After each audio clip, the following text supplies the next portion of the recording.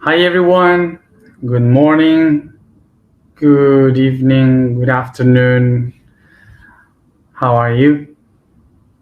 I hope you are well here, beginning the day of our niece. And just to begin today, leaving behind the topic of appearances, if you look that I am wearing the same t-shirt, so yes, I didn't take a shower. I'm alone, nobody's pushing me, I'm quiet, fine, so I don't care. Um, I'm just saying that just in case you see me that I am wearing the same clothes every day this next week, so don't worry, okay? I'm fine. What was the topic for today? So sorry. Um, so today I just forgot the topic. Sorry. It is communion. Communion. The common union. So let's talk about this topic. What is communion? Today in this hotel we have a lot of communion because we have two weddings today. Two weddings, one at each side of the hotel.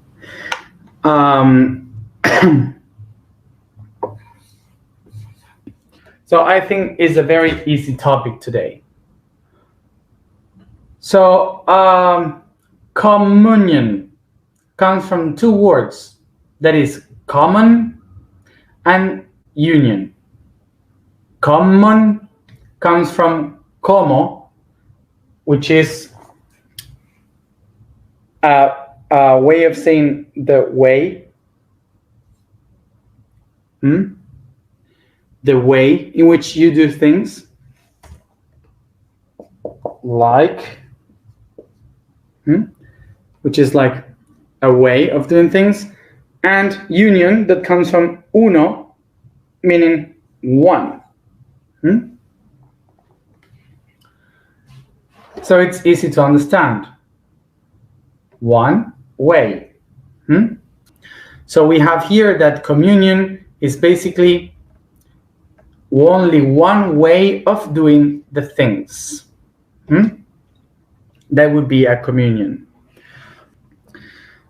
So acknowledging that that the unity, the way of being one, the concept of communion, this comes from the time when a lot of people from different point of views got together to look for one way of doing the things. So they sat down and they decided how to connect their different ways and to put them together so they could do only one thing. So we can tell from communion that it's not something human, it's something from nature. All in nature has the same thing. We can find communion in trees and fungus in the nature world.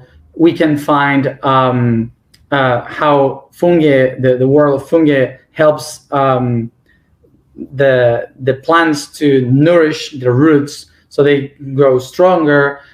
We can find this communion in between the insects and the plants, that they take the insects take what they need from the plants, and the plants use the insects to make pollination. Also, when we watch the animals, they create this communion in the herds that they share to one another. So many types of communion we can see in nature. It's all about um, um, it's all about that. It's all about this symbiosis in nature that we can create, that we can do all the things that we do. So as you see, communion is not something from religion or something from society of humanity. It's a very natural thing in all the realms, for all the realms, that share one common goal, that unite them in a goal, a specific objective. So acknowledging this from nature, we will now understand very well why humans, we use the word communion in very much in our cultures. So when we try to see the point of view of humans according to communion, we have to remember that we humans come from mammals. We are mammals that live in herds. We are hominids. So throughout our history, we organize ourselves in herds, and these herds started to be called also a clan and a family. So we started to get together to take care to one another. So we are all safe and on one. So in order to do that, we had to find different tools that helps us to identify to each other. So symbolisms, words, colors, stuff that we all could share and we all could understand that if we see those things, we belong to that. So a family, a clan, a herd use these symbols in order to find themselves secure. So if you see that, you know, oh, I'm safe because I am part of this. Okay.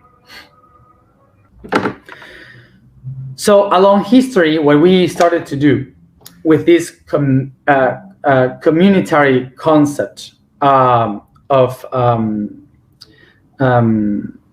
unity is that we started to find ways in which the different individuals can be attached and connected to only one concept. This was helpful because that made us belong to something. That made us feel part of something. So that's why if we saw the same colors, the same symbols, we could belong. We could know that it's safe to be in this group.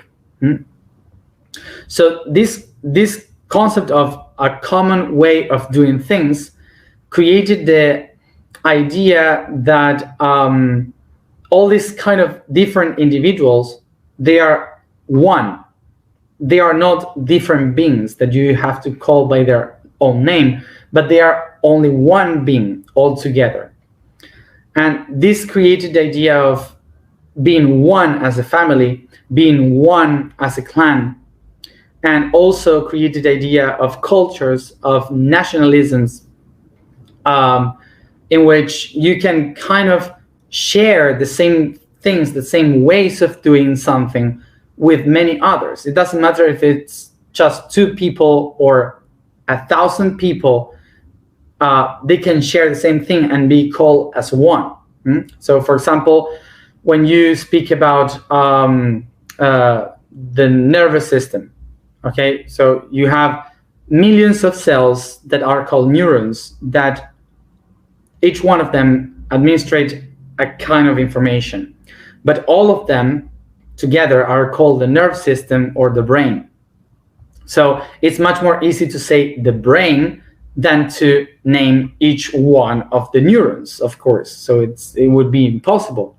So the same thing happened when we say, for example, I am an Argentinian. So I can say who I am, but when I say Argentinian, you kind of can think about a common concept of what an Argentinian is. So you say an Argentinian, like a whole concept, okay, like one being. So that's what communion is when different individuals get together to share one way of doing things. So that way is much more stronger than it was before when everyone was separated. So throughout history, the first thing that happened with this communion is a community. From the families, from the clans, a community is born. So when a community is born, it is because different individuals, they get together to share their work, to share their ideas, their food, to share the place where they live. So they start to share different attributes in order to have the same common goal, which is to survive, to feel, to be happy, to live as long as they can. So it would be only one object that they all share as a community. So once we have this community, eventually humanity starts to spread and get wider. So these different communities, they have to get together and they create something new, a transcendental from each one of the communities, because they have a lot of them spread around. So what they create is what we call a nation. A nation is basically something that connects many communities in only one topic, in only one union. So all of them are born from the same topic. For us today, it's easy to say, for example, that something that creates a nation is the Day of Independence. But that's really a very new point of view. In the ancient times, a nation was not born because of a Day of Independence. A nation was born because they shared the same language or the same land, or they were sharing a common history, or a war, I don't know, something that happened for all of them together that they can relate to as one, as the same origin. So that was the birth of a nation. Nation means birth, the birth of something bigger, greater. Okay, so that's the etymology of the word. So that's how it begins. If a community is a group of people that are bound together as one, so a nation is a conjunction of communities that they get together as one. So a nation can be united by different political systems. Like, for example, a kingdom can unite a nation, an empire can unite a nation, the dictatorship, democracy, a republic. Any system can unite a nation. So in the first time, these communities, this communion, was divided to protect the individuals of each group. So for example, we have the community A that they were dressed as red, and the community B that were dressed as blue. So if the individuals would mix, they would know which law was applied to each one of them. So they would know where they could be safe. So the same thing happened with the nations according to the flags. A different colors, a different flag was useful to understand in which community you are born with, so which laws and which system would apply to you and where do you feel safe. So we have to remember that this is the concept of how flags and countries and nations and colors that divide us were born. Okay, from our point of view today, it doesn't make any sense. It's like weird, and why they separate us and so on. But this is because we are already in this lifetime right now, we are becoming aware that this is not really necessary, because we are transcending this in globalization. We are all together, united, and it doesn't really matter now. So we are transcending these topics. But in the first time, in the very ancient time, this was something really useful, because if you step in a place that you should not walk through, the other ones could kill you because you were a threat for them. So when you see when you would see the same colors that you were born with, or these kind of things, the same words, the same ceremonies or whatever, so you can feel protected. You feel that you are home, you are safe. Okay, so it was really useful. It was really useful in the beginnings, in the first times, in order to feel safe, to be part of something. So we had different ways to understand these communions, these communities. It was, for example, we could say that the first communities were created to protect themselves from others, but eventually some of these communities started to grow and grow. So they took another point of view, not to protect the ones that were in the family, but to invade and to provoke the others to be part of their family. So that was the really great problem, that instead of taking care of your own, you thought that we thought that we were the best ones, so everyone should be like us. So that's why they started to expand, and as many they were, much more unity, they took the flags or the symbolisms, the symbols, to take power over the others. This was basically the basements of every country that exists today. So these kind of communities created all the countries that we have today. This system was the basement that created all the countries that we have today. And this is how we started to create the concept of nationalisms. Nationalisms were movements that tried to push many individuals as possible to have a common idea of what it is to be, so they could be much more stronger in front of the other ones, and to separate and to identify who we are in front of others. So basically, nationalism was something really good at first time, because it helped to people to feel safe in the time when they were creating the countries. So it was really good for that. But eventually, nationalism became a kind of a cult in which people couldn't be different.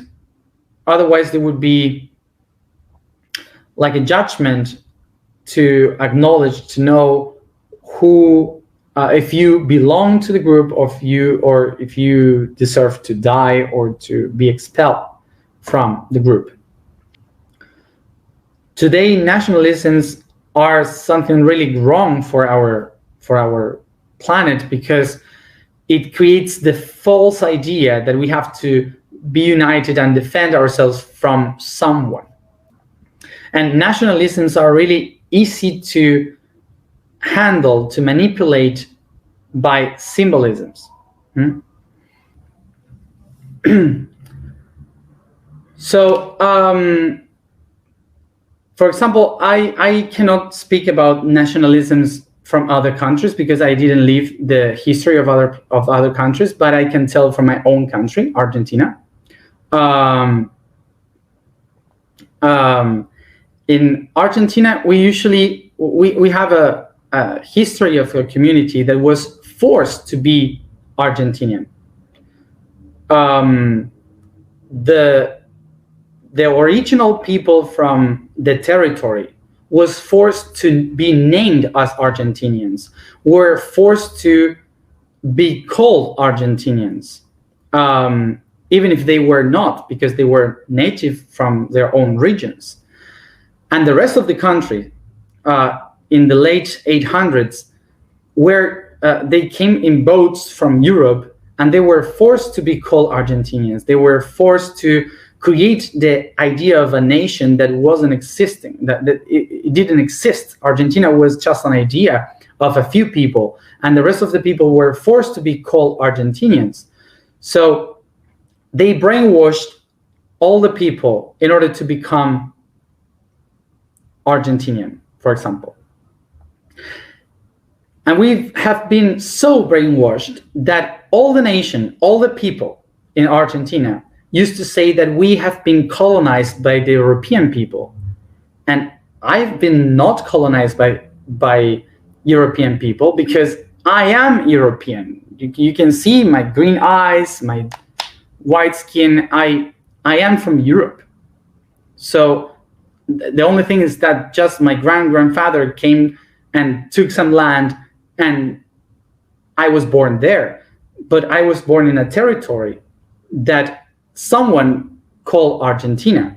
But the people that used to live there were not Argentinians. So just a tiny part of our country today, the native people, they were not Argentinians. They are the only ones that were living there, actually. And they were forced to be inside a country called Argentina. And we, from Europe, were forced to become Argentinians with an ideal that we are part of a nation that didn't exist.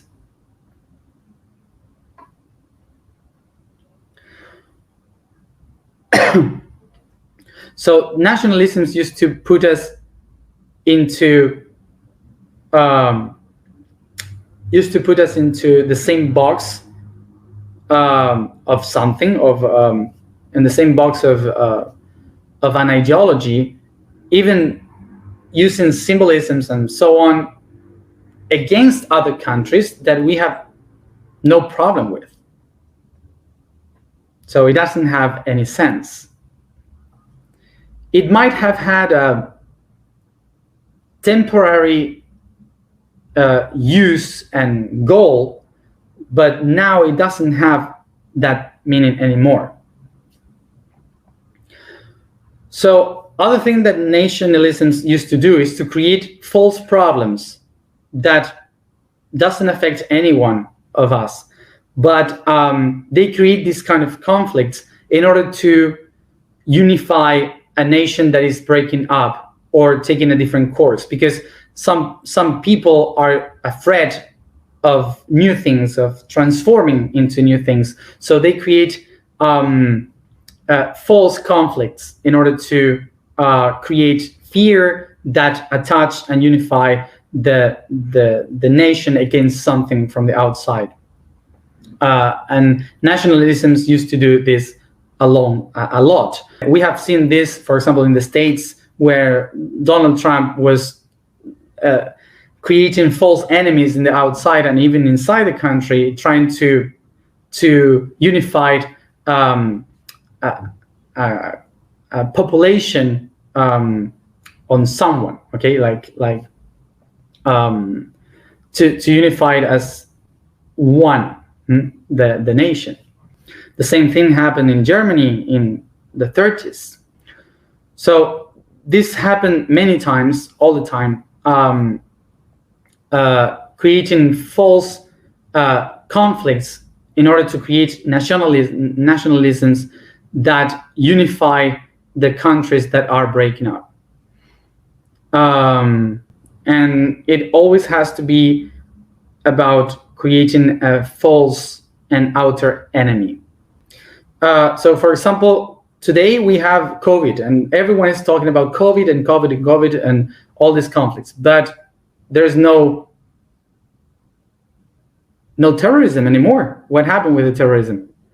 Like, it is not that there is no terrorism or that someone invented terrorism. Of course there are, but there has been a lower in terrorism because there is no much ability or allowing much more terrorism. This kind of things. So again, coming back to my country as an example, sometimes historically, some of the things that happen can also create distortions in our own ideas. For example, I don't know if you know the story, but for sure you have heard about the Falkland Islands and the war with England. And those islands, the Falkland Islands, I'm sorry for those who believe that they are Argentinians, but those islands were never Argentinian. In history, never. And sometimes people used to say, but they are in our territory. If they are in our territory, so we can also reclaim Chile, we can reclaim Uruguay, Paraguay, we can reclaim all South America if we want, because it's in our territory. So it doesn't make any sense historically for Argentinians to reclaim a land that it was not ours. Never in history. So this created, from the war, since the war, it created an idea that we people in Argentina has to be against the English people, the British, because they took a land that was ours, and this kind of things, and everyone thinks that they are ours.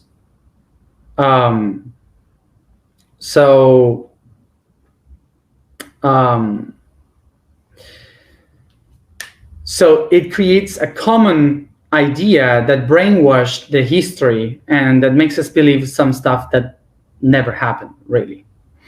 And that is one of the things that makes communion something wrong in our daily times. And if we want to talk about communion in a very deeper way, we have to go now to religion. Religion is one of the greatest communion that has been created in history, because many of the symbolisms of religion has gone throughout borders. They went out of the countries. Like, for example, Christianism has gone through all the entire Roman countries in Europe, and the Islam has gone through all Northern African and Asia countries. So it is spread beyond the limits. So it's much stronger communion than others. The communion in our religion was because there should be something greater that unites us all, God. So the idea of being brothers and sisters under the eyes of God is something that united much more people besides the nations. So the reason why the communion is much stronger in religion is because the nations are born in the past, are born in history, but we all are going to die. So we all are looking towards the future, and faith is talking to us about what is coming next. So that's why religions are much more stronger in communions, because they are thinking about what is going to happen after death. So this idea of communion is born in the sense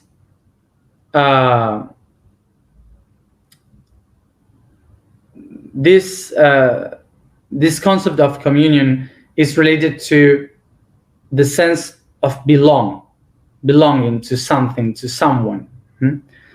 Because to belong to something makes us feel secure. It's something from nature, it's something very old. It's not only human. So communion is something that brings us the idea, the sense of belonging to a group, to a religion, to a culture, to a nation, to a conscience. It is about belonging somewhere to feel secure, safe. And this is something that takes us to look for symbols that can unite us, ideas that can unite us. The concept of creating symbols that can unite topics and information is very natural in humans, in our humanity. So symbols like this, like the symbol that I did for the yo soy, the I am path, are symbols that helps us to make a summary in just an image of all the concepts and a lot of information that we could not explain, but we can share just by looking at it. And also,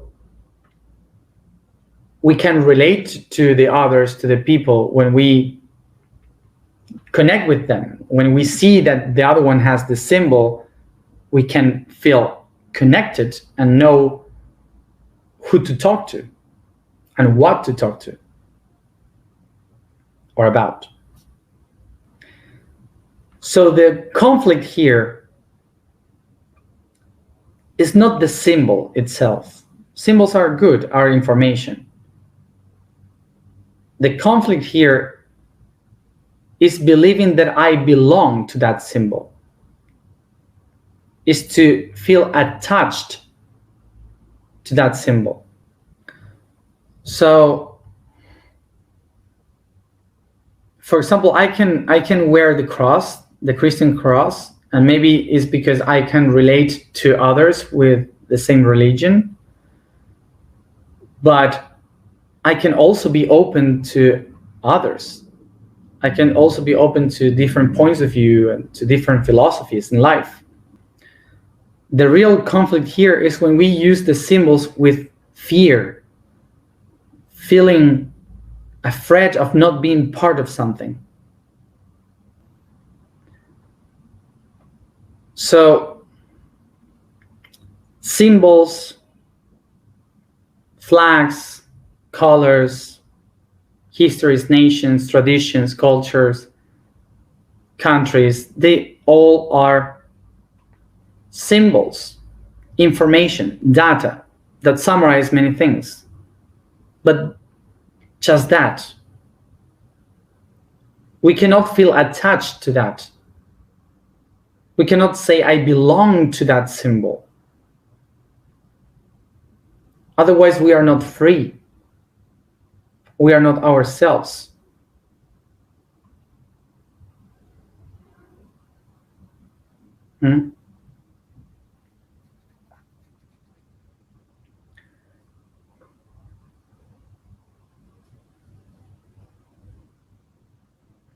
They are just information. We cannot live our lives through those codes.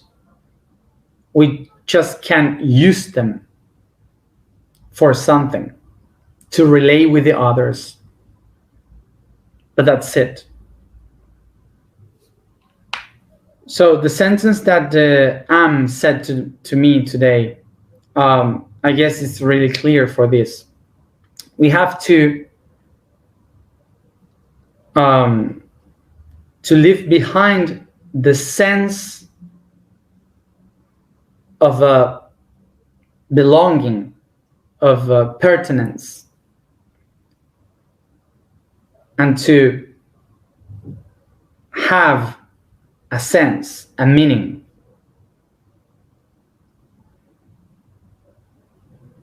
So it's not that we are looking for belong to something. That's very animal, very mammal. We are looking to survive, belonging to something. So what we have to discover is that inside of us, we already belong. And from there, find a meaning, a sense.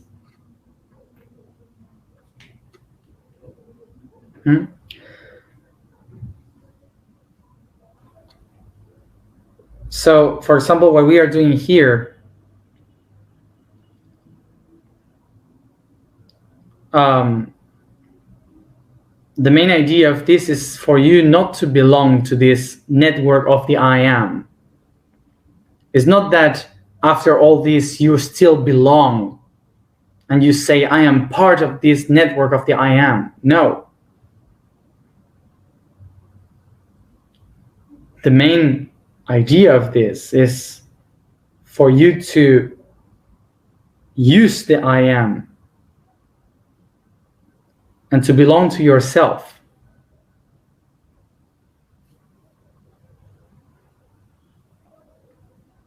Not to anything outside.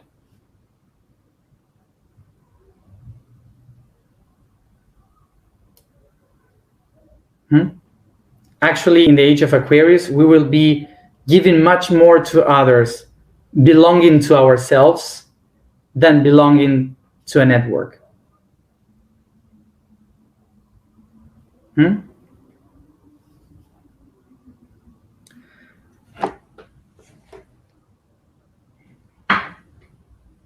So this is one of the things that we have to work very inside with ourselves.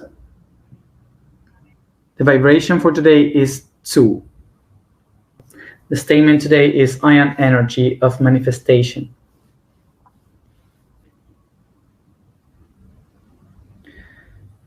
The quote today is love and rage. One of the most known bipolarities in the human world is the one that lays in the heart, in the heartbeat. Its vibration irradiates the positive and negative waves that draw the most expanded emotions. In its positive aspect, love, that means eternity, and implies the ability of not having limits when feeling. Without conditions or dependencies, love is the emotion of freedom and acceptance. Meanwhile, rage is the other side of love, where there are conditions, where it's not accepted to when it's not accepted the other one's freedom, and that imprisons me too. In this emotion, everything is limited. Remember that one of the most important communions that must be given in our life is the one between the I and am.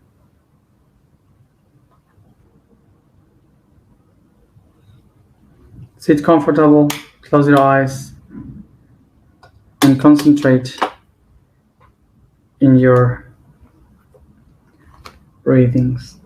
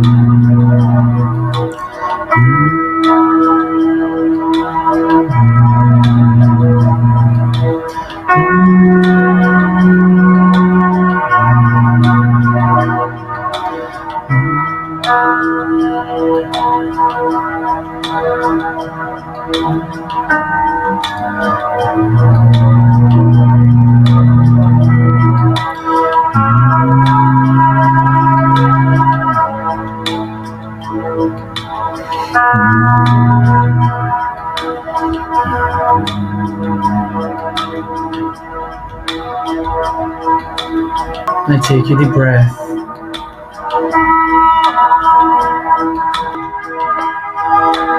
I become aware of the place I find myself in. I become aware of the country and the city where I am.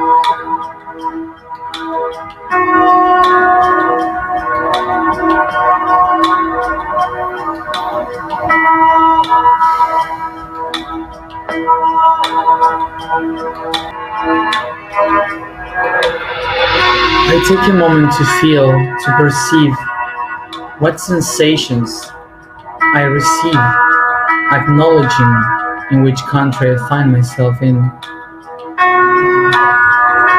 Feel the body, how it feels here. Try to move every joint, every part of the body softly, your head in circles, recognizing how do you feel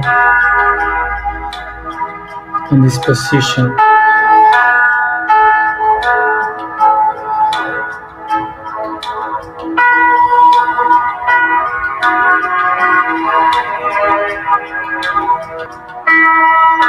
And I make the question, do I belong to this place?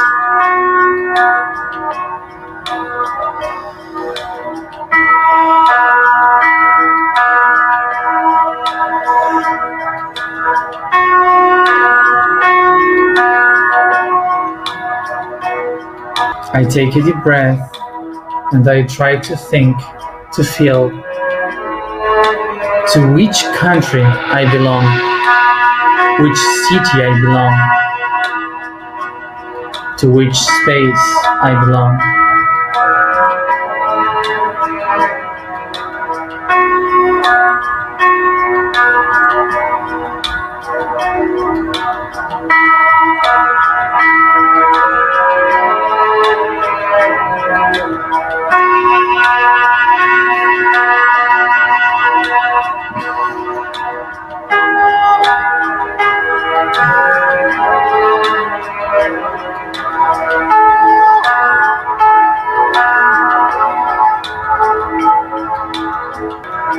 I try to think about the people that is around me in this place and think if you belong to these people, and if not, take a deep breath, bring into you the people where you belong.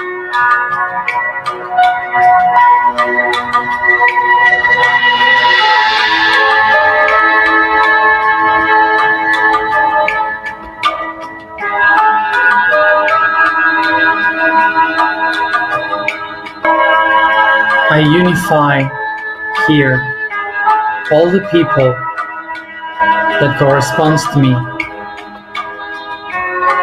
in the place where I belong.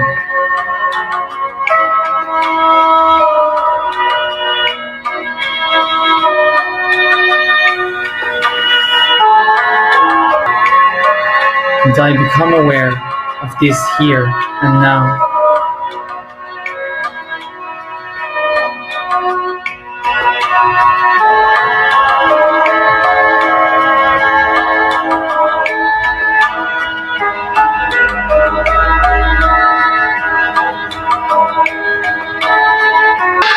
Is here where I find the communion between I and am.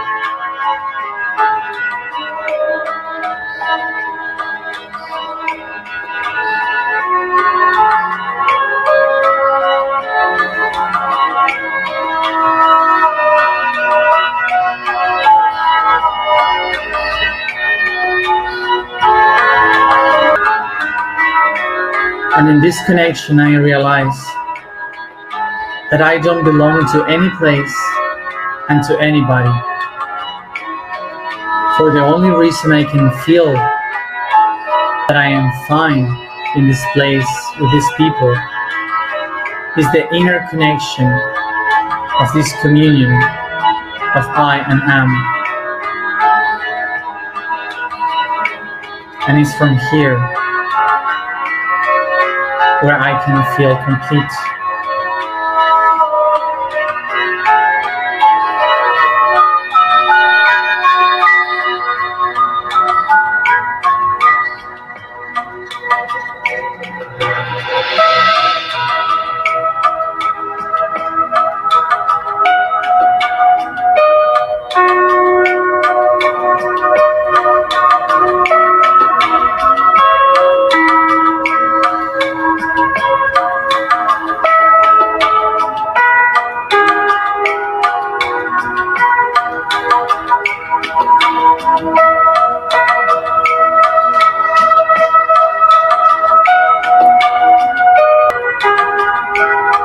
I imagine that I hear myself, I am the ego, and in front of me I can see the am, the essence,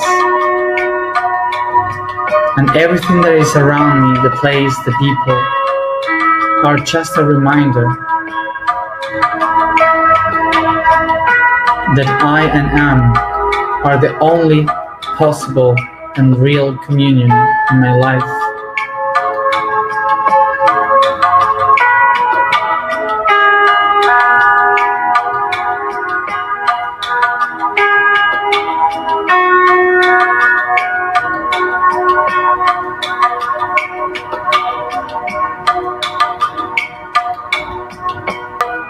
I am here and now.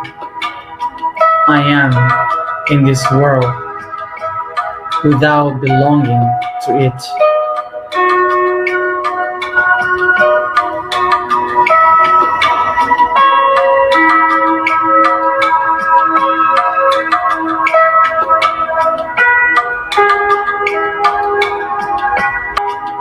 And it's from this communion from which I really can manifest.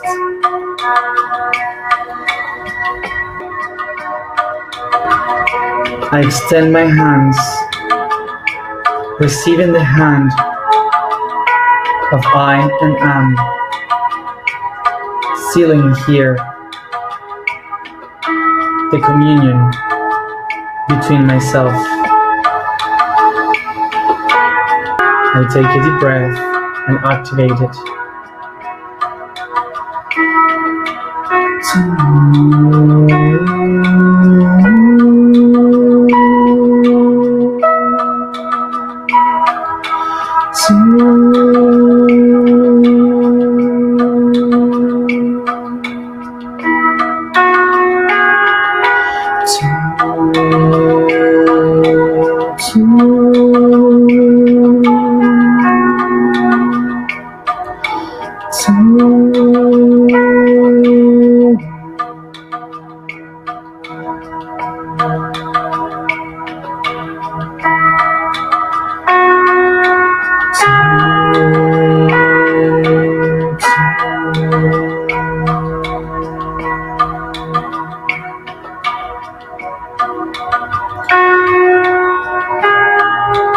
I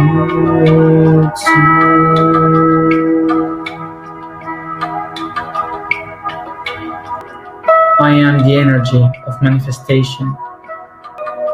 I am the energy of manifestation. I am the energy of manifestation.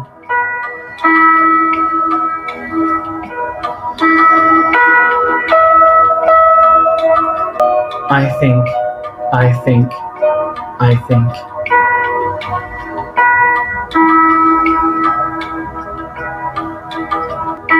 And this is my communion. I am.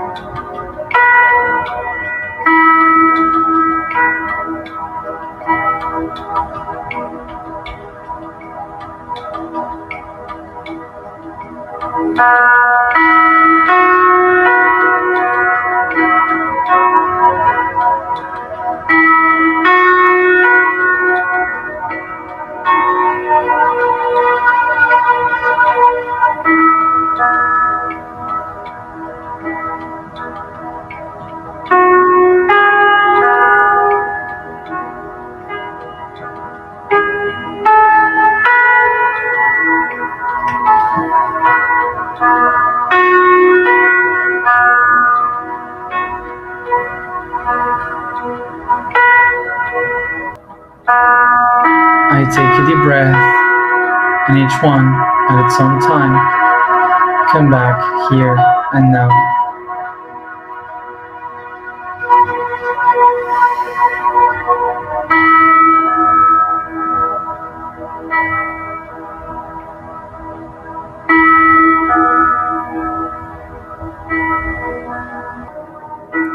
Thank you everybody for being here another day, and as always, see you tomorrow at the same time.